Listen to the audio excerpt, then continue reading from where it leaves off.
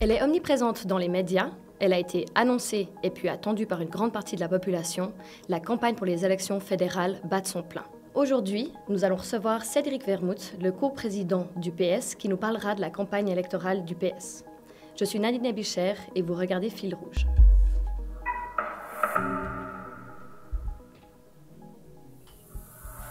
Au début du mois d'août, le PS a présenté lors d'une conférence de presse la plateforme électorale pour les élections.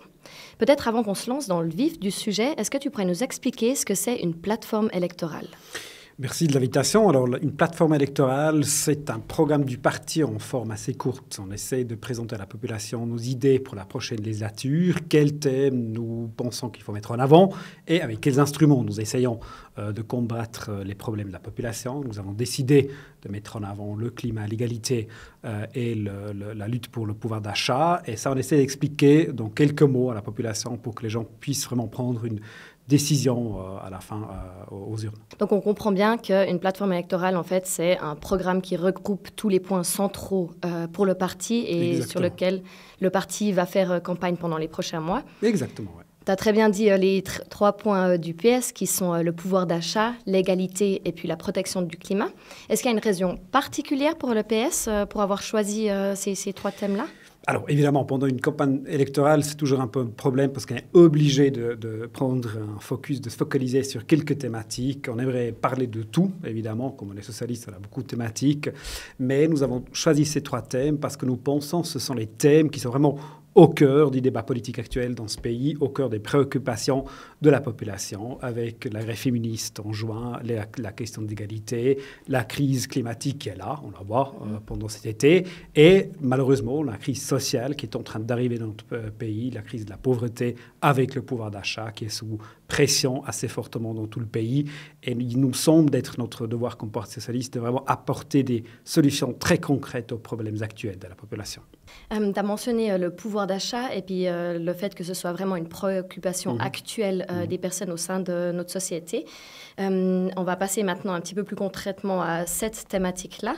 Il y a des critiques qui s'élèvent et puis qui disent que le pouvoir d'achat, en fait, c'est un peu un vieux thème de campagne du PS. Mais est-ce qu'il y a des raisons pour toi pour le fait que ce thème-là, il a été recyclé? Et puis, est-ce que tu as aussi peut-être des exemples concrets qui ont amené le PS à choisir ce thème-là?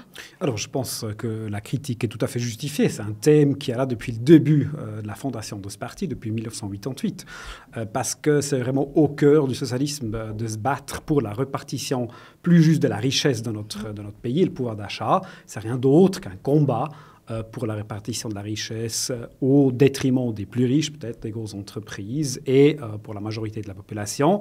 De l'un côté, de l'autre côté aussi pour le respect du travail qui est apporté au bien-être par toute la population, par vraiment tous les jours sur les chantiers, mais aussi au foyer, à la maison, dans les hôpitaux, dans les écoles, etc. Et ce que nous voyons, c'est que nous avons 2 crises parallèles. Une crise conjoncturelle, l'inflation qui augmente, qui touche directement la majorité de la population, mais aussi une crise structurelle. Par exemple, l'augmentation des primes maladie, mais aussi l'augmentation des loyers qui, depuis des années, sont beaucoup trop lourds sur le porte-monnaie des citoyens et des citoyennes. Et c'est sur ces 2 axes que nous essayons de mener la campagne. Du coup, il n'y a pas une volonté du PS, comme d'autres critiques pourraient le dire, de surfer sur la vague un peu de la peur qui est liée à l'inflation, soit l'augmentation des prix. C'est vraiment une volonté du PS de retourner à des valeurs de base? Alors, je ne sais pas, est-ce qu'on essaie de surfer? Ce n'est pas surfer sur une peur, mais donner une réponse. Démontrer que l'inflation, comme l'augmentation des loyers, comme l'augmentation des primes maladie, ce n'est pas quelque chose du tombe du ciel. C'est une décision politique prise par la majorité du Parlement, malheureusement à droite, qui la prend à chaque fois pour les grands cadeaux, pour les grandes entreprises et pas pour la population.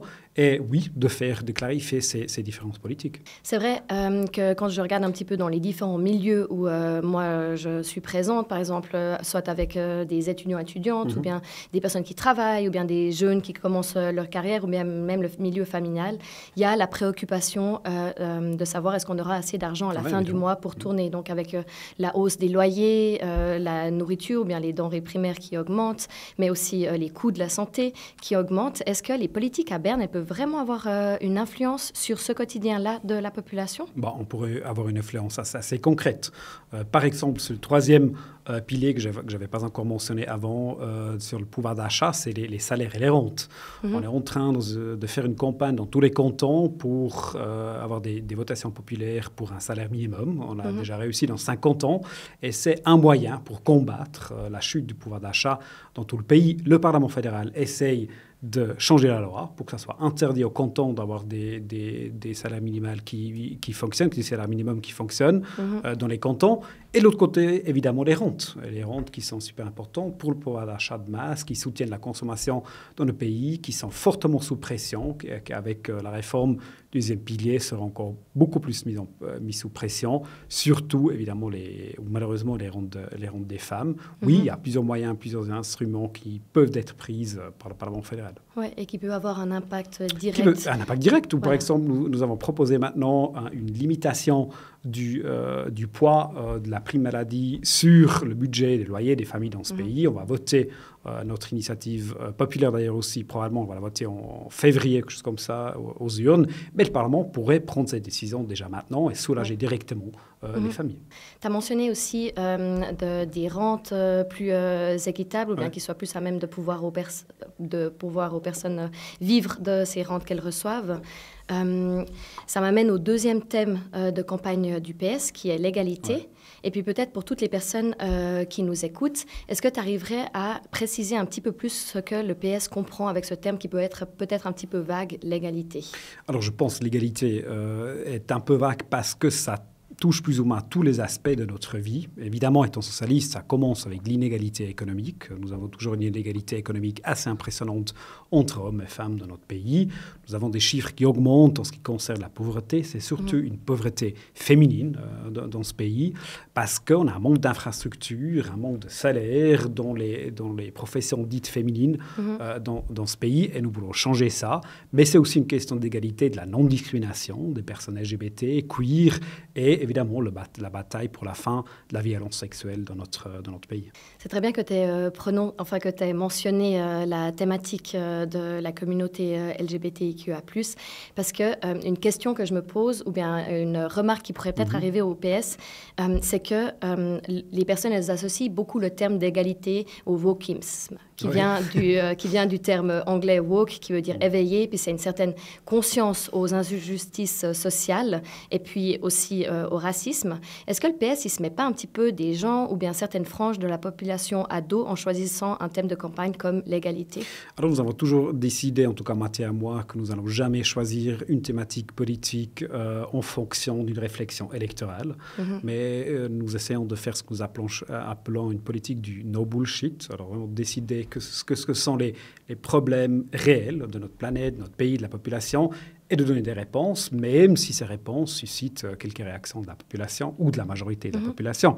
C'est la même chose d'ailleurs sur les questions migratoires et l'asile. Nous continuons de défendre le droit de l'asile dans ce pays, même si une majorité dans quelques cantons trouve qu'il faudrait en mettre fin, ou en tout cas le plus grand parti de ce pays fait une bataille assez féroce sur cette thématique. Ça, c'est pas une raison pour nous de ne pas le faire.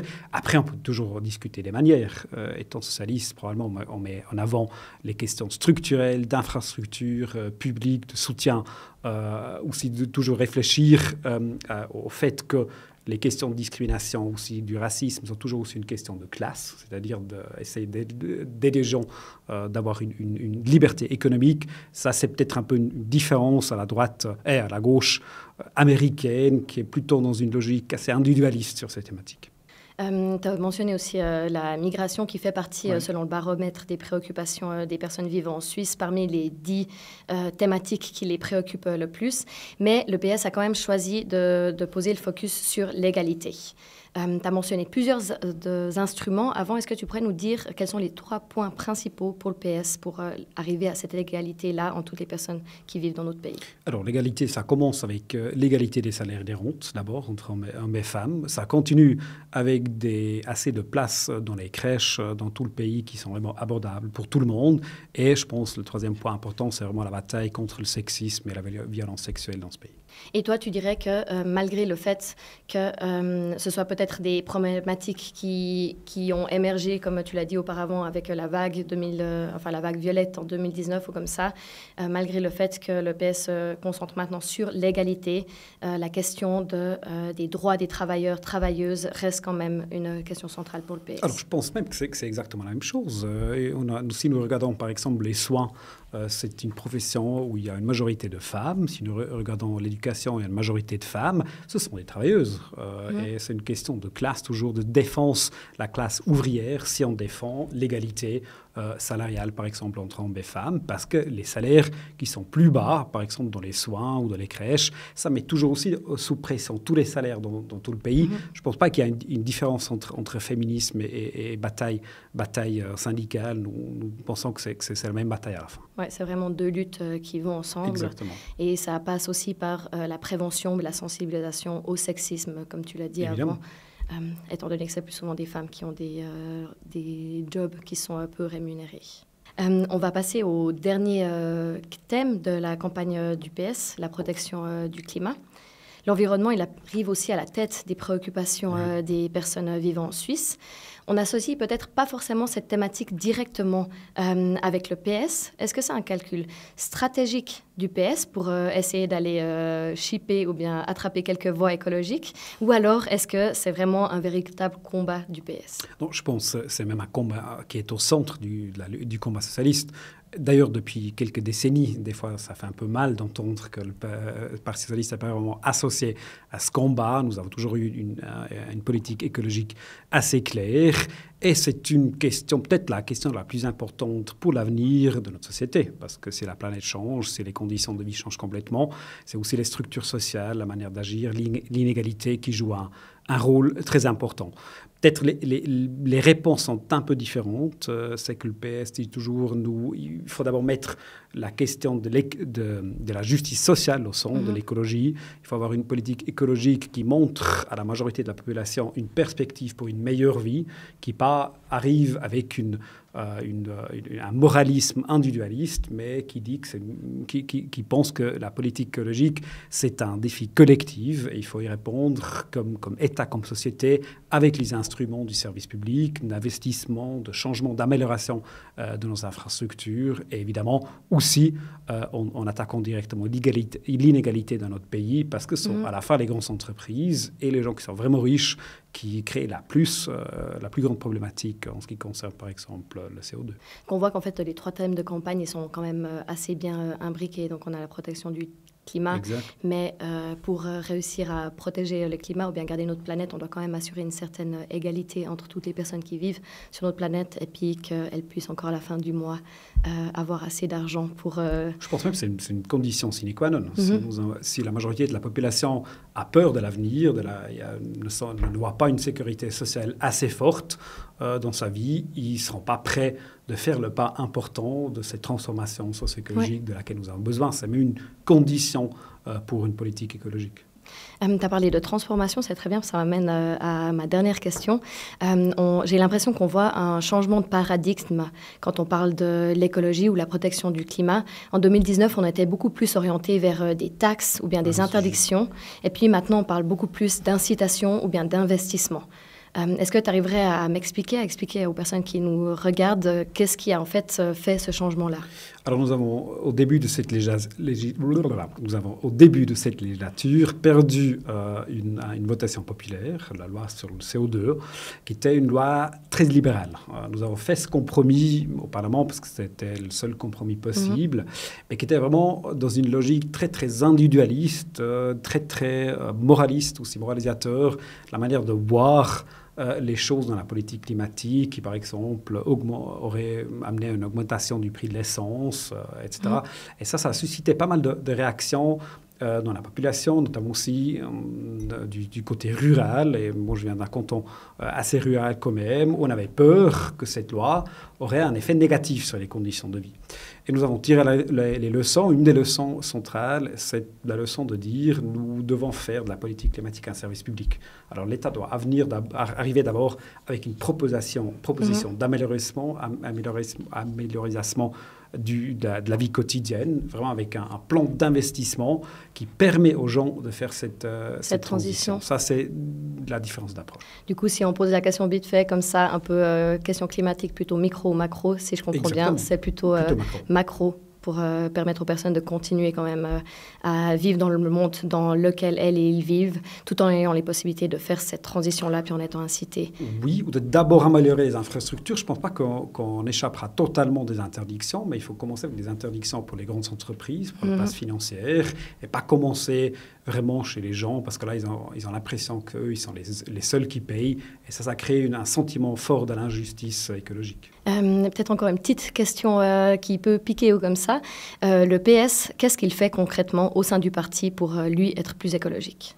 Alors, nous avons eu toute une série de changements de la manière de laquelle nous organisons, par exemple, nos assemblées de délégués. Il est interdit aujourd'hui de les faire d'une manière non responsable. Nous essayons comme collectif d'être un peu plus responsables. Mais à la fin, je pense que notre engagement central, c'est vraiment la lutte politique au quotidien, au Parlement et nos membres qui s'engagent au niveau, tous les niveaux de politique de ce pays.